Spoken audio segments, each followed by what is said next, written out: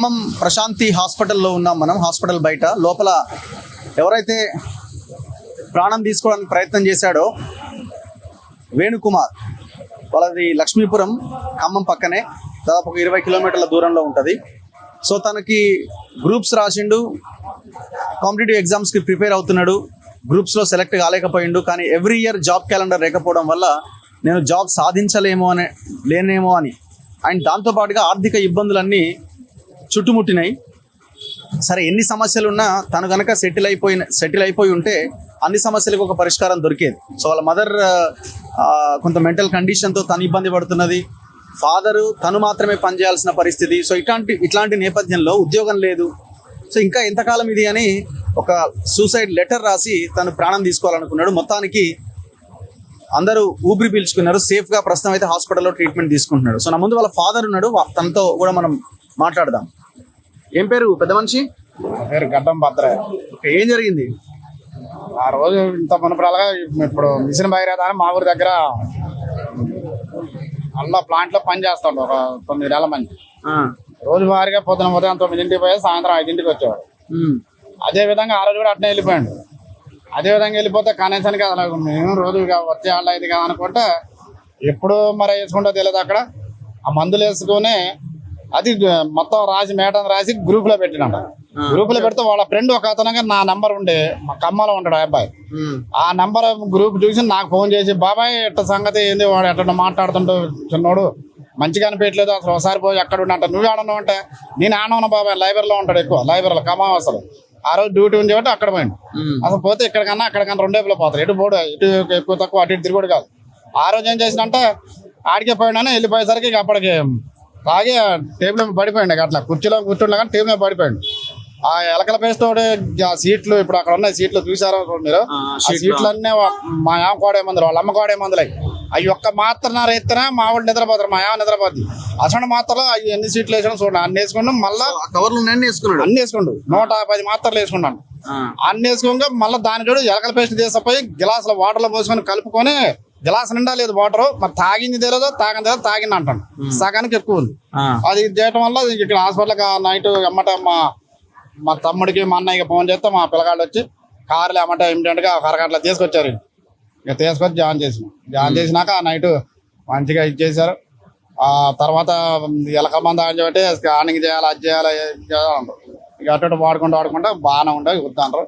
అసలు ఎందుకు తాగిండు మరి? కారణం తాగాల్సిన అవసరం లేదు కానీ బాధ ఇదే పని చేసుకోలేకపోనా, ఇన్ని రోజులు చదువుకున్నా. ఈ కోచింగ్ కూడా తీసుకున్నా సార్, రామరెడ్డి అక్కడ 3 years కోచింగ్, అక్కడే కోచింగ్ కూడా ఇప్పించిన. అయినా కానీ అటు ఇటు గ్రూప్ లో 2 మార్కులతో పోయిందని అలా పడితాను రాసుకుంటా అని చెప్తాను. నాతో ఏమంటాను, నానే 2 మార్కులు పోయింది సార్, కంపల్సరీ రాసుకుంటాను. ఇంతవరకు జాబ్లు వేయలేదుగా, ఈ జాబ్లు వేయకపోవడం ఎందుకు, నేను ఏం చేస్తా అని. అసలు ప్రైవేట్ పోవాలంటే ప్రైవేట్ పోయటానికి వాడికి ట్రైనింగ్ అల్లా లేదు ఎక్కువ. ప్రైవేట్ పోవాలంటే అల్లా పోతే 2 సంవత్సరాలు ట్రైనింగ్ కావాలంటారు, నీకు సీనియారిటీ ఉండాలంటారా. దానికి కూడా తిరుగుతున్నా అల్లా చేసుకునే అవకాశం లేదు.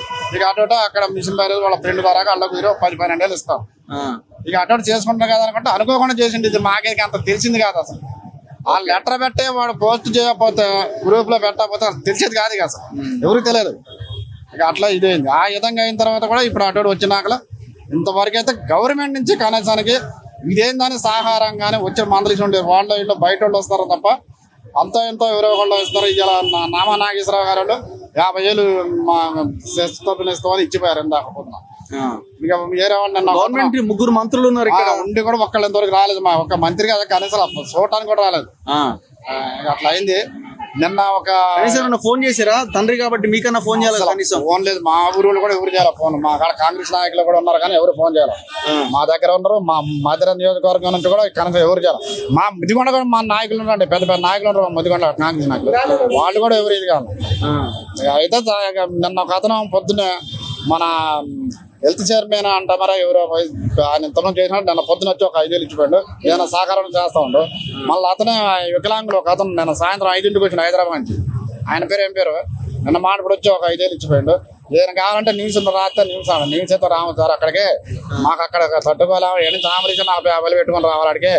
మాకు అక్కడ కలాలంటే ఏమైనా చూస్తారో మంచిగా చూస్తారు. భార్యకి ఎంత ఖర్చు అవుతుంది నెలకు వచ్చేసరికి డాక్టర్ ఫీజు 1500 అవుతుందండి. డాక్టర్ కూడా మన ఎరగడ్డ హాస్పిటల్ చేసి రిటైర్ అయిన డాక్టర్ 90 ఏళ్ళు ఉంటాయి దగ్గర. నా దగ్గర సెల్లో కూడా ఫోటోలు ఉన్నాయి, ఆయన రికార్డు కూడా ఉన్నాయి. ఇప్పటికీ ఆయన ఫోన్ చేసి వీడియో కాల్ మాట్లాడుతారు. బాబే మాట్లాడి తీసుకొచ్చారు మందులు.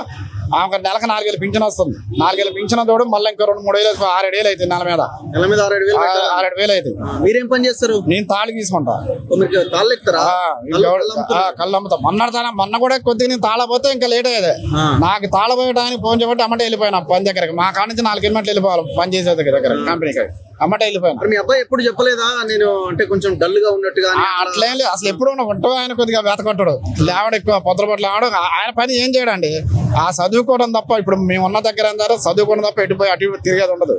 వస్తే లైబ్రరీకి రావడం, పోతే అక్కడ డ్యూటీ పోవడం, చదువుకోవడం ఇంటిగా. ఎటు పోవడం అసలు ఎక్కువ. ఎంత కష్టపడి మీరు చదివించుంటారు కదా. హైదరాబాద్ కూడా అంత ఆడున్నప్పుడు కూడా డబ్బులు ఫ్రీ సీట్ వచ్చిందనా కానీ నాకు డబ్బులు కావాలంటే డబ్బులు ఇచ్చేది. అక్కడ కూడా అక్కడ రెడ్డి గారిది ఏదో ఉందంట కదా, అల్లా చదివిండు. ఆసిరెడ్డి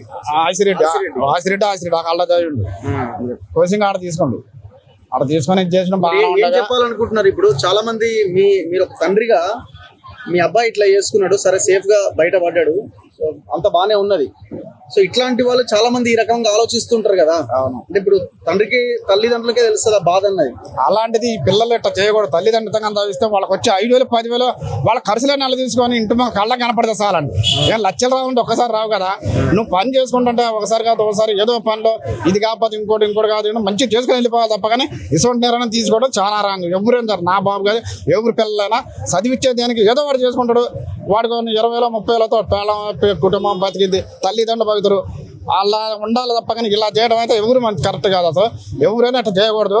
గవర్నమెంట్ కూడా దీన్ని స్పందించి వాళ్ళకి ఏదో ఒకటి ఒక సంవత్సరానికి అన్నదో 6 నెలలకు అన్నదో వాళ్ళకి రిలీజ్ చేయాలి, ఏదో ఒకటి చేయాలి. ఇప్పుడు 3 సంవత్సరాలు అయినా ఏం చేయట్లేదనే మా బాబు చాలా మంది మా బాబు ఉంటోళ్ళ దగ్గర 40 లక్షల మంది ఉంటారు మన తెలంగాణలోనే. ఇంతమంది కూడా ఇదవుతారు కానీ ఈయనకు ఒక్కడికి ఎందుకు అంత ఇదైపోయింది కదా, తట్టుకోలేకపోయాడు. అట్లా ఉండకూడదు. ఎవరు ప్రతి ఒక్కళ్ళు అసలు ఆ మాటనే రాకూడదు. ఏమైతే ఇవాళ తినకపోతే మనం సావం కదా, ఒకరోజు తినపోతే సావం, 2 రోజు తినపోతే ఇంకో రోజు చేసుకుందాం అన్నట్టు ధైర్యం ఉండాలి, చదువుకోవాలి ఉండాలి. కానీ ఇంత ఇదిగా ఉండకూడదు. అట్లా ఉండిపోతే తను అక్కడ పోతారు. ఇప్పుడు కాకపోతే నేను చేయగలుగుతున్నా కదా, ఇంకా 4 రోజులు సంపాదించుకుంటావు ఎంతో అంతైనా తిండికి వెళ్ళిపోద్ది. మరి అదే అసలు చేయలేని పరిస్థితి. వాళ్ళ అమ్మ నాన్న ఇంకా ఉంటే వాళ్ళ పరిస్థితి ఏంటి అసలు మరి దారుణం కదా. ఇంత పిల్లగాళ్ళు అసలు ఆ ఇదం చేయనేయకూడదు. అసలు గవర్నమెంట్ కూడా దృష్టి పెట్టుకొని వీళ్ళకి కూడా కోపం ఎందుకు వచ్చిందంటే ఏమంటాడు మా బాబు అంటే, మీరు ఇంటర్ దాకా సాగుంటే చదువుకోవడం ఎందుకు మీకు అని అంటాడు సీఎం. ఒక సీఎం ఉండి మేము ఓట్లు వేసినాం. నేను టీఆర్ఎస్లో ఉండి నాకు ఓట్లు నాకేది రాలేదని నేను కాంగ్రెస్కి నా తరఫున మా ఫ్రెండ్కి మా బంధువులకి మా వాళ్ళకి అందరికీ చెప్పి నేను కాంగ్రెస్కి వేయించే. కాంగ్రెస్ నుంచి వీళ్ళు పెట్టిన హామీలన్నీ మాకు అమలు చేస్తే మా వృద్ధులు కానీ ఎవరు ఉన్నా కానీ అన్ని వైద్య అనుకున్నాం. కానీ ఇంత మోసం చేస్తారనుకోలేదనే బాధపడుతున్నాం. అది అసలు అమ్మకి తెలుసా? అసలు తెలియదు వాళ్ళ అమ్మకి. కనీసానికి ఇంత ఇదిగొన్నా కానీ వాళ్ళ అమ్మ తెలిస్తే ఆమె ఏమవుతుందని భయం అవుతుంది. నాకు ముందు భయం అవుతుంది. అసలు తెలియదు వాళ్ళ అమ్మకి.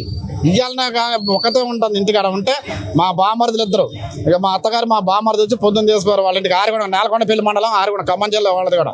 ఖమ్మం జిల్లా నోలకెళ్ళి మండలం ఆరుగూడెం. ఇవాళ తీసుకెళ్ళారు అక్కడికి. ఇవాళ తీసుకపోతే మా తర్వాత అత్తలు అంటే వెళ్ళిపోయింది. అట్లా హాస్పిటల్ ఖర్చు ఇదంతా వాళ్ళు పెడుతున్నారా? ఇంతవరకు అయితే ఎవరు ఇవ్వలేదు. నిన్న ఒక ఇద్దరు వచ్చి ఉదయం ఒకళ్ళు 5,000 ఇచ్చారు, సాయంత్రం ఒకళ్ళు 5,000 ఇచ్చారు. గవర్నమెంట్ మేము చూపిస్తామని ఎక్కడ చెప్పలేదు. ఇంకా గవర్నమెంట్ వాళ్ళంతా అదే కోరుతున్నాం. గవర్నమెంట్ నుంచి రావాలని నిన్న వచ్చారు. పువ్వాడు విజయ్ కుమార్ గారు వచ్చిండు, నామ నాగేశ్వరరావు గారు వచ్చిండు, తాత మధు గారు వచ్చిండు, కమలరాజు గారు వచ్చిండు, ఇంకా చాలా మంది వచ్చారు. అందరు వచ్చి కోరుతారు గవర్నమెంట్ ఈ అబ్బాయి ఖర్చు అంతా ఇలా భరాయించాలా. మాకు మెయిన్ ఇల్లు లేదండి, మాకు ఇల్లు కావాలా. ఇల్లు ఒకటి ఇప్పగలరని గవర్నమెంట్ నుంచి కోరుతున్నాం. ఎంఆర్ఆ చుట్టూ తిరిగి మా బాబు ఆర్ఏ చుట్టూ తిరిగిండు, కలెక్టర్ ఆఫీస్ చేసినాం 3 సార్లు చేసిండు, 3 సార్లు తిరిగి వచ్చిండు. ఇంతవరకు దాని గురించి పట్టించుకోవట్లేదు. మాకు అసలు ఉంటానికి ఇల్లు తిరిగి ఊళ్ళో కిరాకుండా అన్ని తెలుసు. మా తాతల ముత్తాతల కానీ లక్ష్మీపురం మాది అదే ఊరు. ఆ ఊళ్ళో అందరూ తెలుసు మేము పుట్టిన కానీ చెట్ట ఉండేది ఏం చేసి అందరికి. అయినా కానీ అక్కడ ఉన్న నాయకులు మండల నాయకులకి ఎంత పట్టించుకోవట్లేదు. అట్లా చేస్తారని మరి కాంగ్రెస్ మాత్రం మరి దారుణమే. ఉన్నోళ్ళకి ఇల్లు ఉన్న వాళ్ళకి ఇస్తారు, 5 ఎకరాలు 3 వాళ్ళకి ఇల్లు ఇస్తారు. ఇది మాత్రం అసలు 100 జరుగుతుంది. లేని వాళ్ళకి ఇస్తామని అంటారు. ఇప్పుడు పొంగూరు శ్రీనివాసరెడ్డి గారు అని మరి ఆయన దృష్టికి ఎందుకు పోవట్లేదు మరి ఏంటో ఆయన గృహశాఖ మంత్రి అంటారు కనీసం అతనన్నా కొద్దిగా ఏమైనా హెల్ప్ చేస్తారని అనుకుంటే ఆయన కూడా కనీసం ఇంతవరకు మరి తెలియదో ఇంతవరకు ఏం పట్టించుకోవట్లేదు ఒక వాకింగ్ కూడా ఇవ్వట్లేదు అసలు ఆయన. ఓకే, సో పృథ్వీరాజ్ గారు ఉన్నారు, సో తనతో కూడా మనం మాట్లాడదాం. సో చూశారు కదా అబ్బాయి పరిస్థితి, వాళ్ళ తండ్రి, వాళ్ళ కుటుంబము, అంటే ఇట్లాంటి ఫ్యామిలీస్ తీవ్రమైన ఒత్తిడికి ప్రెజర్కి లోనవుతున్నాయి. ఇవన్నీ కూడా దీంట్లో భాగమే కదా.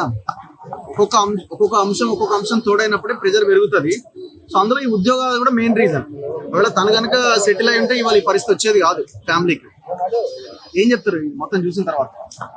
ఇప్పుడు తెలంగాణ వస్తే మన నౌకర్లు మనకు వస్తాయి అని చెప్పని ఈ ప్రాంత ప్రజలు, ఈ ప్రాంత యువకులు అనుకున్నారు. అందుకే భీకరమైన యుద్ధం చేసిండ్రు. 1200 మంది పిల్లలు చనిపోయి కూడా మా భవిష్యత్తు తరాల కన్నా ఉద్యోగాలు వస్తాయి అనే ఉద్దేశంతో ఆత్మాభిమానంతో బతకగలుగుతారనే కదా పోరాటం చేసి ఆత్మహత్యలు చేసుకున్నది.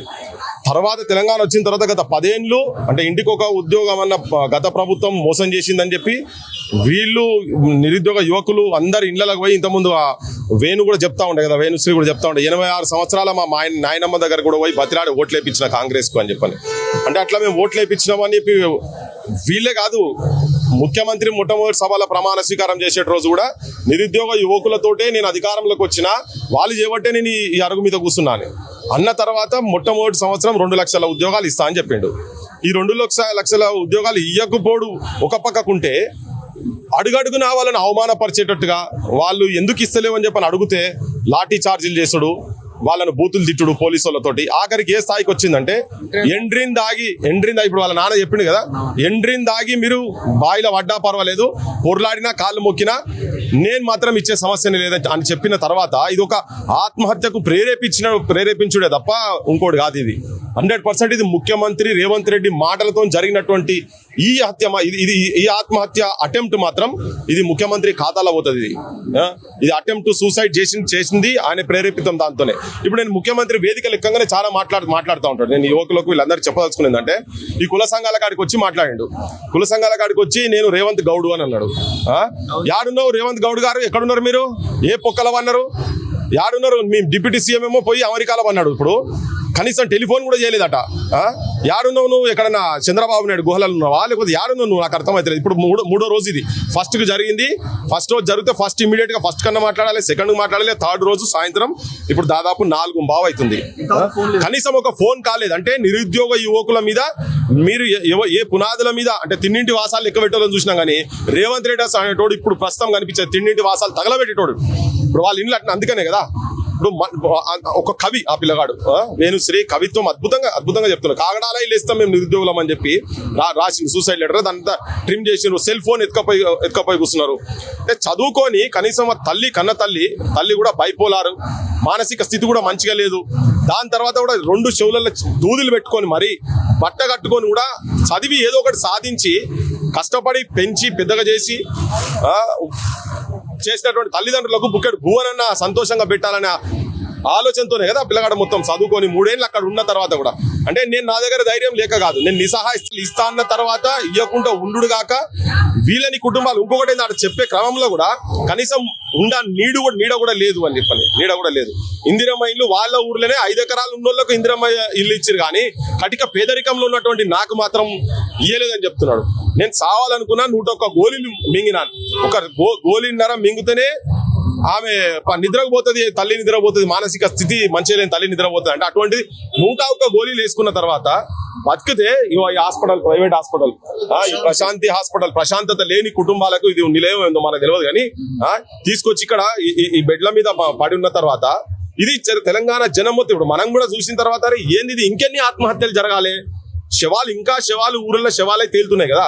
ఇప్పుడు అకౌంటబిలిటీ అని చెప్పి మొన్న ఢిల్లీలో జరిగినటువంటి కాక్రోచ్ మూవ్మెంట్ వాళ్ళు కావచ్చు, జనరల్ యువతరం మొత్తం ఏదైతే ధర్మేంద్ర ప్రధాన్ రాజీనామా చేసే క్రమంలో ముఖ్యమంత్రి రేవంత్ రెడ్డి సిగ్గు లేకుండా బ్యానర్లు పెట్టుకొని రోడ్ల మీద తిరిగి అకౌంటబిలిటీ యువతరానికి నేను మంత్రి పదవి ఇప్పియాలని నేను ఇండియా కూటమితో కూడా మాట్లాడతాను తిరిగింది కదా.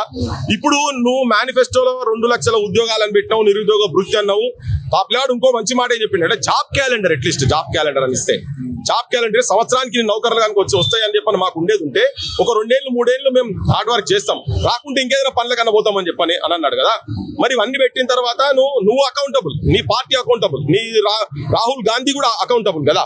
మరి మీరు జవాబుదారీతనము మీకు కూడా ఉండాలి కదా. ఇప్పుడు నువ్వు కూడా రాజీనామా చేయాలి, ముఖ్యమంత్రి కూడా ఈ సంఘటన తర్వాత ముఖ్యమంత్రి కూడా రాజీనామా చేయాలి. ఎందుకంటే సెలబ్రేషన్ చేసిండు కదా, మొత్తం సెక్రటేరియట్ దగ్గర యూత్ అందరిని పెట్టుకొని స్టూడెంట్స్ అందరిని పెట్టుకొని సెలబ్రేషన్ చేసిండు కదా. ఇప్పుడు మరి నీకు అక్కడ ధర్మేంద్ర ప్రధాన్కి ఒక న్యాయం, నీకు ఒక న్యాయం ఉంటుందా? నువ్వు కూడా బరాబర్ నువ్వు కూడా ఈ ఇష్యూ తోటి రాజీనామా చేయాల్సిన అవసరం ఉన్నది. మల్టిపుల్ ఇష్యూస్ ఉండొచ్చు, మల్టిపుల్ ఇష్యూస్ ప్రతి కుటుంబంలో సమస్యలు ఉన్నాయి, ప్రతి దగ్గర కూడా సమస్యలు ఉన్నాయి.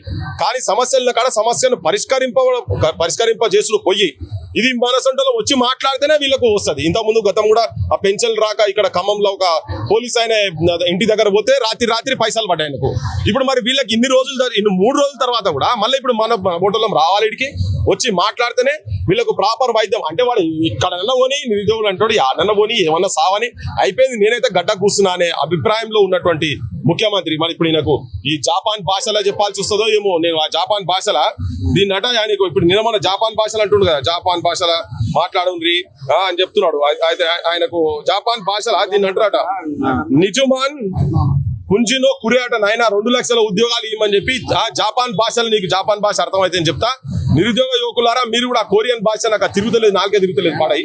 ఆ కొరియన్ భాషలో చెప్పుర్రి ముఖ్యమంత్రికి, ఈ ఆత్మహత్యలు ఆపమని చెప్పండి. తర్వాత ఆయన జర్మన్ భాషలో చెప్పండి. ఆయన హిట్లర్ కదా, ఆ హిట్లర్ వారసుడు అని చెప్పి ఆయనే మొత్తుకున్నాడు కదా. మంచి హిట్లర్ కాదు, జనం తిరగబడితే పైజాముడి పరుగు తీసింది అన్నట్టుగా నువ్వు కూడా చరిత్రలో భూస్థాపితం అవుతావు. నువ్వు ఇంకా కరెక్షన్ చేసుకున్నాడు అనేది నీతో జరగని పని అది. కానీ ఈ జపాన్ జర్మనీ భాషలు నేర్చుకొని బయట దేశాలు అన్నావు కదా, ఇక్కడ ఉన్న ఉద్యోగాలన్నా చక్కగా అని చెప్పని నేనైతే రేవంత్ రెడ్డిని ఇంకొకటి ఇప్పుడు కొత్తగా నిరుద్యోగులు మళ్ళా పెట్టండి ఏంటంటే ఎండ్రిన్ రేవంత్ రెడ్డి అని పెట్టండి. ఎండ్రిన్ రేవంత్ రెడ్డి కాడికి వెళ్ళి స్టార్ట్ చేయండి నిరుద్యోగులు ఏది మొదలు పెట్టినా. ఎందుకంటే ఇప్పుడు ఈయనకు ఒక బ్రాండ్ కావాలి భారతదేశంలో. ఈయన నిరుద్యోగ యువకులను ఎండ్రిన్ దాగి బాయిల పడమని చెప్పినంత గొప్ప నాయకుడు భారతదేశంలో నాకైతే ప్రపంచంలో కూడా ఉన్నాడో లేదో తెలియదు. కానీ తప్పులు సరిదిద్దుకుంటాడు, కానీ సావును అని చెప్పేటోడు మాత్రం ఉండడు. నీకు దాంట్లో అవ్వల్ స్థానంలో ఫస్ట్ లో ఉంటావు అని చెప్పదలుచుకున్నాడు. సో ఇది చివరగా మనం చెప్పాల్సింది ఏంటంటే, చాలా జిల్లాలకి ఇన్ఛార్జి మంత్రులు ఉన్నా ఆ జిల్లాల నుంచి ప్రాతినిధ్యం వహిస్తున్న ఎమ్మెల్యేలు మంత్రులుగా లేరు కొన్ని జిల్లాలకి. కానీ ఇదే ఖమ్మం జిల్లాలో 3 మంత్రులు ఉన్నారు. మిగతా జిల్లాల నాయకులంతా ఒక్క ఖమ్మం జిల్లాకే 3 మంత్రులు ఎందుకు అని అందరు క్వశ్చన్ చేస్తుంటారు. పొంగులేటి శ్రీనివాసరెడ్డి రెవెన్యూ శాఖ మంత్రి, బట్టి Vikramarka deputy CM and finance, ఇంకొక ఆయన ఎవరు తుమ్మల నాగేశ్వరరావు వ్యవసాయ శాఖ, జౌలీ శాఖ, ఇంకా శాఖలు. 3 చాలా సీనియర్ మంత్రులు వీళ్ళంతా. ఈ సీనియర్లు దేంట్లో అంటే మింగడంలో సీనియర్లు వీళ్ళు, ప్రజల్ని పట్టించుకోవడంలో జూనియర్ల కంటే దారుణం వీళ్ళు. సిగ్గు ఉండాలి కదా ముగ్గురికి, మినిమం సెన్స్ ఉండాలి కదా మీకు. మీరు తిట్టిరని అనుకుంటారేమో కానీ ఇక్కడికి వస్తే మీకు అర్థమవుతుంది ఆ బాధ ఏందన్నది. ఒక తండ్రి ఒక తల్లికి తన కొడుకు 30 ఏళ్ళ ఒక కొడుకు ఆత్మహత్య చేసుకోవడానికి ప్రయత్నిస్తే 110 నిద్ర గోళీలు మింగితే ఆ బాధ కుటుంబానికి తెలుసు, మింగిన ఆ బాబుకు తెలుస్తుంది. మీ ఇళ్ళల్లో మంచిగా తిని పండిన తర్వాత మీకు ఎట్లా తెలుస్తుంది? కనీసం ఆయన మీకు బుద్ధి, జ్ఞానం, సిగ్గు, శరం ఏమన్నా ఉంటే ఈ ప్రశాంతి హాస్పిటల్కి వచ్చి ఆ వేణుకుమార్ అనే ఆ నిరుద్యోగ విద్యార్థిని పరామర్శించండి. కనీసం ఫోన్ చేసిరా వాళ్ళ ఫాదర్కి. వాళ్ళ ఫాదర్ ఒక బీసీ గౌడు, ఏం పేరు ఆయన పేరు భద్రయ్య గౌడ్ గారు, లక్ష్మీపురం మధిర నియోజకవర్గం, ఖమ్మంకి 20 కిలోమీటర్ల దూరం. కనీసం వాళ్ళ ఫాదర్ నెంబర్ కనుక్కొని ఫోన్ చేసి మేమున్నాం నీకని భరోసా ఇచ్చే ప్రయత్నం చేసిరా? దీని వెనకాల ఉన్న కుట్ర ఏంటంటే ఇవి ఇట్లాగే జరగాలి అన్నదా, లేకపోతే ఒకరికి ఫోన్ చేస్తే మళ్ళీ ఇంకా అంటే మేమేదో పట్టించుకున్నామని అనుకుంటారు అందరూ, దాన్ని చూసి ఇంకొకరు రెడీ అవుతారని అనుకుంటున్నారా? దీనికి ఒకటే ఒక కారణం ఏంటంటే వీళ్ళు అసలు జనం అనేది లైన్లోంచి వీళ్ళు బయటకు వెళ్ళిపోయారు. వీళ్ళకి ప్రజలు అక్కర్లేదు, నిరుద్యోగులు అక్కర్లేదు. మరి రేపు పొద్దున 2 ఎమ్మెల్సీ స్థానాల్లో ఖమ్మం కూడా ఉంది కదా. ఖమ్మం, వరంగల్, నల్గొండ పట్టభద్రుల నియోజకవర్గంలో రేపు ఏ ముఖం పెట్టుకొని ఇక్కడ ఉన్న గ్రాడ్యుయేట్స్ని ఓటు అడుగుతారు? మీరు ఏం పెట్టుకొని ఓటు అడుగుతారు? మీరు బీఆర్ఎస్ని డిఫెండ్ చేయడంలో, బీఆర్ఎస్ని విమర్శించడంలో మీకు అవకాశం ఉందేమో, కానీ ప్రజల్ని ఎట్లా దగ్గరికి తీసుకుంటారు? రేపు పొద్దున ఎవరో ఒకరు దిగుతారు ఇందులో కూడా. ఈ పట్టభద్రుల స్థానం నుంచి పోటీ చేయడానికి ఎవరో ఒక ఎడ్యుకేషన్ ఇస్తే ఎవరో ఒకరు దిగుతారు రంగంలోకి, ప్రజలంతా అటువైపు టర్న్ అవుతారు. సో ఇప్పటికైనా మీకు కనీసం జ్ఞానం ఉంటే ఈ ముగ్గురు మంత్రులు మనుషులైతే తక్షణమే ప్రశాంతి హాస్పిటల్కి రావాలి. అసలు ఏంది ఖమ్మం జిల్లాలో ఇది గవర్నమెంట్ హాస్పిటలా ప్రైవేట్ హాస్పిటల్ అర్థమైతే లేదు. 300 హాస్పిటల్ ఉన్నాయి ఇక్కడ, 300 పక్కనే గవర్నమెంట్ హాస్పిటల్ ఉంది, దిక్కు లేకుండా ఉన్నది. 300 హాస్పిటల్స్ ఉన్నాయి. అసలు ఆ జనం చూస్తే ఎంత షాకింగ్ ఉన్నది. 300 ఆసుపత్రులు ఉన్నాయి ఇక్కడ ఈ జస్ట్ ఒక 5 to 10 acres ఈ ప్లేస్ లో. ఇది ఎట్లుందంటే చూస్తే ఇది గవర్నమెంట్ హాస్పిటల్, ఇది ఇంత జనం ఉన్నారేంది అనిపిస్తున్నది. ఎగబడుతున్నారు జనం ట్రీట్మెంట్ కోసం. మరి ఏం కాపాడిరండి ఖమ్మం జిల్లాని? పొద్దున లేస్తే విప్లవాల జిల్లా ఖమ్మం జిల్లా అని మనం మాట్లాడతాం కదా, ఎందుకు ఇంత దారుణంగా ఉన్నది? ప్రజలు కూడా ఆలోచించాలా. అలా నీకు వైద్యం, కనీసమైన వైద్యం లేనప్పుడు ఈ చెత్త లీడర్లు అంత ఎందుకండి? తీసా మున్నేరు వాగల కలపండి ఒక్కొక్కరిని రాజకీయాల్లో రేపు పొద్దున ఎలక్షన్స్ వచ్చినప్పుడు. సో ఈ ఘటన మీద ఇమీడియట్ గా గవర్నమెంట్ రెస్పాండ్ కావాలి, ఆ కుటుంబానికి పరిహారం ఇవ్వాలి. అబ్బాయి ఇందిరమ్మ ఇల్లు లేదు, మాకు కనీసం ఇల్లు లేదు అంటున్నా, ఇల్లు కట్టించాల్సిన అవసరం ఉన్నది. వెంటనే తక్షణమే మీరన్న సంవత్సరం లోపు 2 లక్షల ఉద్యోగ నోటిఫికేషన్ ఏదైతే అన్నారో ఆ 2 లక్షల ఉద్యోగ నోటిఫికేషన్ ఇవ్వాల్సిందే. మేము అనలేదు 5 ఏళ్ళ కన్నా అంటే చెప్పు తీసుకొని కొడతారు అదే నిరుద్యోగులు మిమ్మల్ని. మీరు సంవత్సరం లోపు ఇస్తామని ఈనాడు ఆంధ్రజ్యోతి పేపర్లో ఫలానా రోజు ఫలానా నోటిఫికేషన్ ఇస్తామని యాడ్ ఇచ్చిర్రు, ప్రకటన ఇచ్చిర్రు, డబ్బులు ఇచ్చి ఆయా పేపర్లకి తయారు చేసి చాలా మంది మేధావులు అందరూ కూర్చొని షీట్ తయారు చేసిరు. ఇప్పుడు మేము 5 ఏళ్ళకి ఇస్తాం. ఎలక్షన్స్ ముందు 2019-20లో 16-17 అనుకుంటా కదా, బిశ్వాల్ కమిటీ రిపోర్ట్ పట్టుకొని కదా రేవంత్ రెడ్డి ఓట్లు అడిగింది. 191,000 ఖాళీలు ఉన్నాయి, ఆ ఖాళీలు మొత్తం భర్తీ చేస్తాం అధికారంలోకి రాగానే. అందుకే కదా ఆ లెక్క ప్రకారమే మీరు 2 lakhs ఉద్యోగాలు అన్నారు కదా. మరి ఆ కమిటీ రిపోర్ట్ ఆయన పక్కన పెట్టిండు, కేసీఆర్ నువ్వు పక్కన పెట్టిను. ఇప్పుడు మేము 70,000 ఉద్యోగాలు ఇచ్చినాం, ఫ్యూచర్ సిటీ కడతాం, ఆడ ఉద్యోగాలు ఇస్తామని దొంగ మాటలు మాట్లాడుతున్నాం. ఈ దొంగ పార్టీలను నమ్మకండి. ప్రజలు ఆలోచించండి. మీకు కావాల్సిన విద్య వైద్యం విషయంలో మీరు ఆలోచించి ఓటేయకపోతే మన బతుకులు ఇట్లనే ఉంటాయి. ఆలోచించండి. ఇక ఇప్పుడు రేపు పొద్దున్న లీడర్లను తిట్టి జనాలను తిట్టాల్సిన పరిస్థితి తెచ్చుకోకండి. ఎందుకంటే తప్పు మన వైపు కూడా ఉన్నదన్నది ఆలోచించాలా.